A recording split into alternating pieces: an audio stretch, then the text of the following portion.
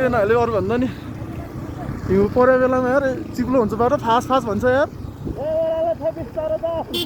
उत्तेजनामा नआयो भने केटा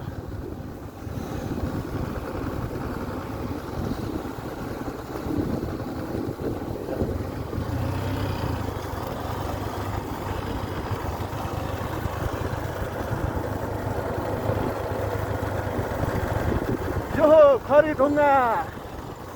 दोलखाको खरीढुङ्गा 10 अगस्त पार्टी के भन्नु छ अहिले हात फिराएर कटाङरीमा छ ल ठिक छ होस् उहाँको हात ठेराएको छ भ्यू हेर्नु त भ्यू हेर्नुहोस् सबैहरू मैले हालिदिएको छु आज परेको भ्यू आज परेको हिउँ भने होला भ्यू भनिदिएको छु जाडोले हात मात्रै मुख पनि कटाइरहेको छ